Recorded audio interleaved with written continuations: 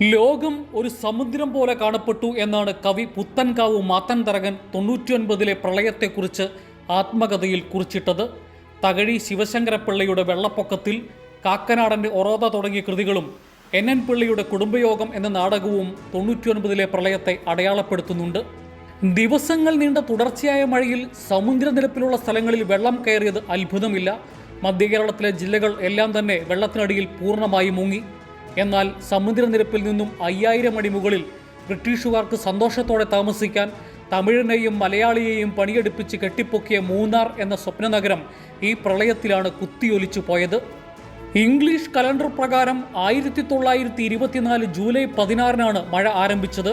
അതായത് കൊല്ലവർഷം 1099 കർക്കടകം 1. കൊല്ലവർഷ കണക്ക് പ്രകാരമാണ് 99-ലെ പ്രളയം എന്ന് അറിയപ്പെടുന്നത്. 1790-ൽ ടിപ്പു സുൽത്താനെ നേരിടാനാണ് ബ്രിട്ടീഷുകാർ ആദ്യമായി മൂന്നാർ കയറിയത്. ടിപ്പു മൈസൂരിലേക്ക് മടങ്ങിയെങ്കിലും മൂന്നാർ വിടാൻ ഇംഗ്ലീഷുകാർ കൂട്ടാക്കിയില്ല. പൂഞ്ഞാർ രാജാവിൽ നിന്നും പാട്ടത്തിനെടുത്ത കണ്ണൻ ദേവൻ കുന്നുകളിൽ ബ്രിട്ടീഷ് സൈന്യം കോട്ട പണിതു. ഏഷ്യയിലെ സ്വിറ്റ്സർലൻഡ് എന്ന് ഓമനപ്പേരിട്ട് വൈദ്യുതി ഉൾപ്പെടെയുള്ള എല്ലാ ആധുനിക സൗകര്യങ്ങളോടും കൂടിയ നഗരമാക്കി മൂന്നാറിനെ ബ്രിട്ടീഷുകാർ വളർത്തി. അവധി ആഘോഷിക്കാൻ മൂന്നാറിലേക്ക് ഇംഗ്ലീഷുകാർ ഒഴുകിയെത്തി. മൂന്നാറിലെ ഹൈ ഓൾട്ടിറ്റ്യൂഡ് സ്റ്റേഡിയത്തിൽ കുതിരപ്പന്തയം പതിവായിരുന്നു.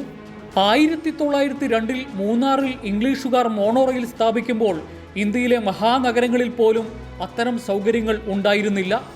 മൂന്നാറിൽ നിന്നും മാട്ടുപ്പെട്ടി കുണ്ടള വഴി തമിഴ്നാട്ടിലെ തേനി ജില്ലയുടെ അതിർത്തി വരെയായിരുന്നു രാജ്യത്തെ ആദ്യ മോണോറെയിൽ സംവിധാനം.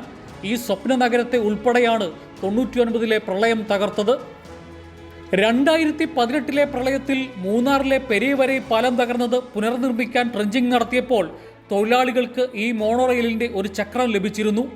ഇന്നത്തെ മൂന്നാർ കെട്ടിപ്പൊക്കിയത് 99-ലെ പ്രളയത്തിൽ തകർക്കപ്പെട്ട പഴയ മൂന്നാറിൻ്റെ പ്രൗഢിയുടെ മുകളിലാണെന്ന് ഓർമ്മപ്പെടുത്തൽ പോലെ മൂന്നാർ ടീം മ്യൂസിയത്തിൻ്റെ ആദ്യ മുറിയിൽ തന്നെ അത് സ്ഥാപിച്ചിട്ടുണ്ട്. കൈരളി ന്യൂസ്, ഇടുക്കി.